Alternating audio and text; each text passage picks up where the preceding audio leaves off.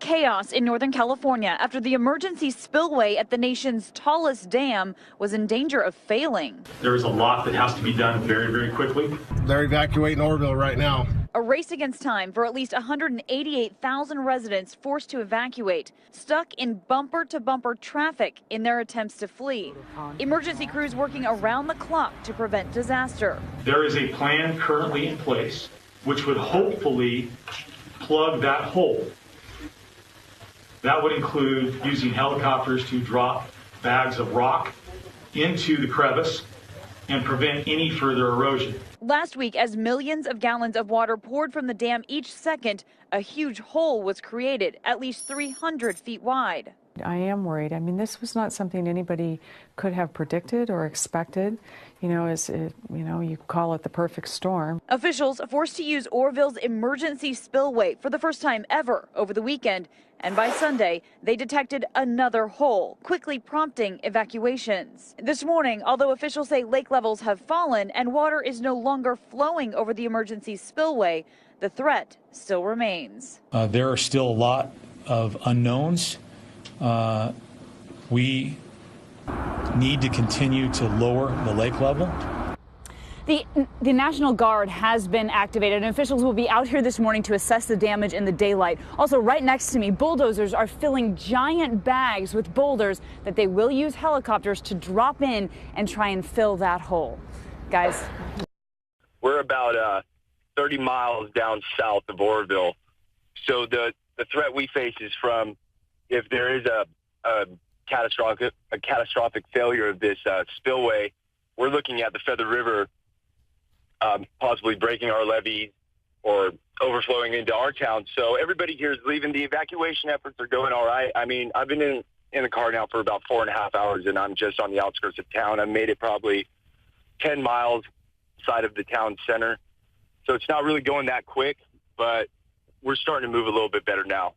And just talk to us about what it was like when you first got that evacuation order. You're concerned, obviously, about your home.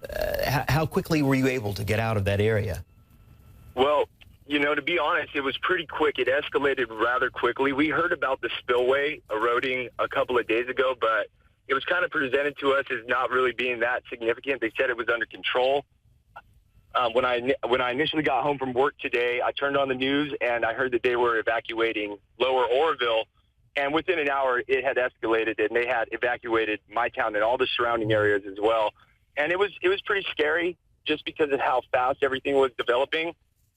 Me and my wife managed to throw as much stuff as we could into garbage bags, whatever we could find. Wow. We got both of our cars loaded down pretty well, and we're not taking any chances.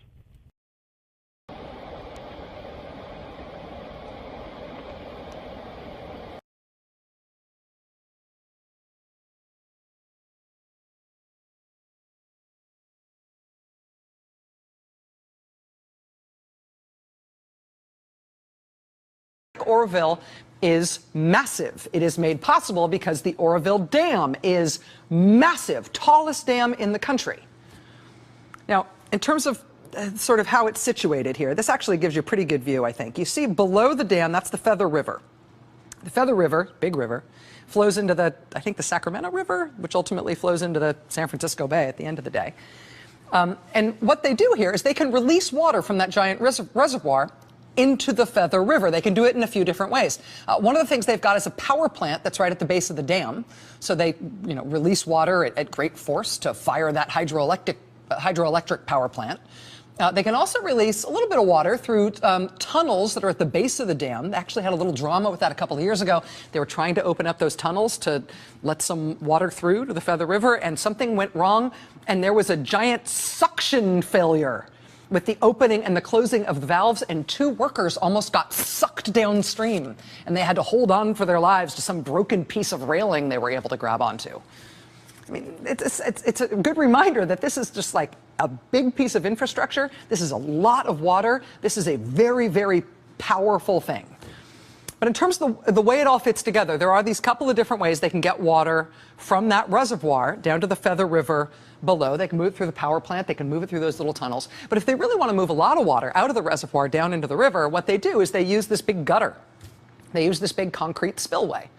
Looks kind of like a luge track or something, right? Like a cross between an on-ramp and a ski jump. But it's a big concrete spillway, and it does exactly what it looks like it does. It takes water off the top of the reservoir and can shoot it down that gutter into the Feather River. And it's really big. It's about a mile long. It's made of concrete. It is a key part of this huge piece of American infrastructure. This is what it looks like in normal times when it's dry, when they're not using the spillway. This is what it looks like in normal times when it's on, when they are putting water down that spillway. Very dramatic, right?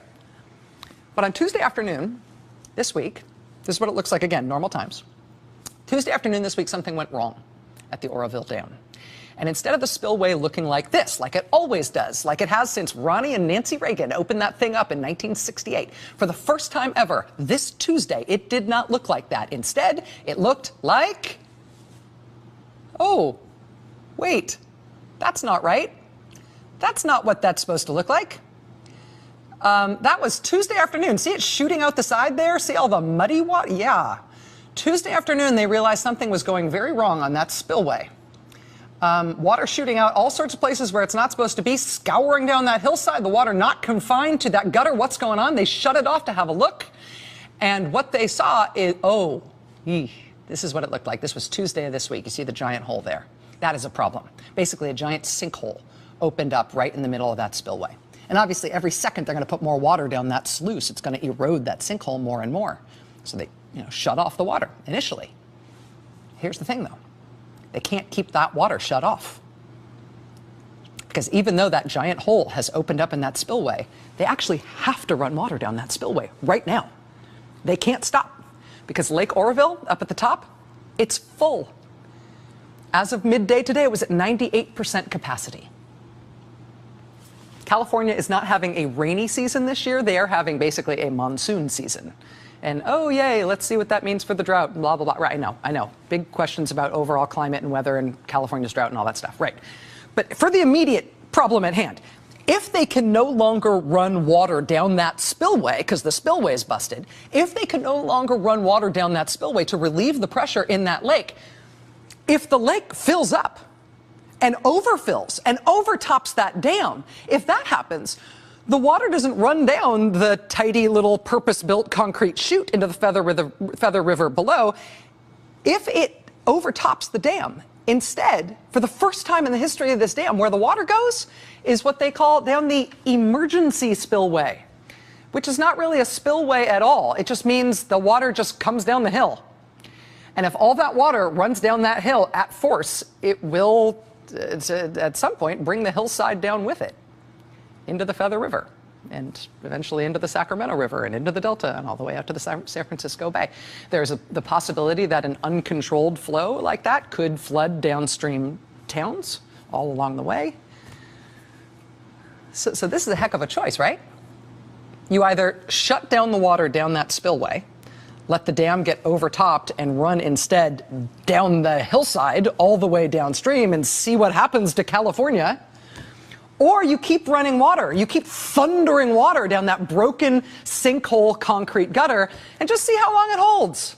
It started off as a 300-foot-long gash. It has kept on spreading and spreading. They say presumably it will spread and split all the way down to the bedrock.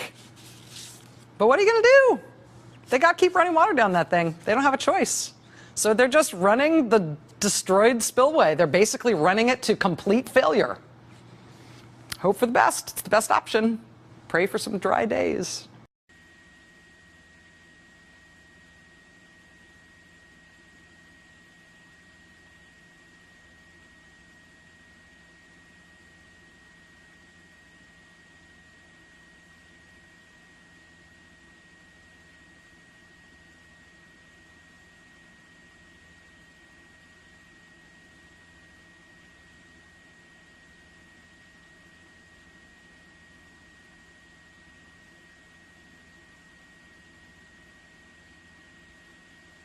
Over Oroville Dam, be aware there are helicopters operating 1,500 feet and below. No, I'm at 2,200. There are other helicopters at 1,500 laying electrical wire down there. Airplane was down there right where they're laying the power line.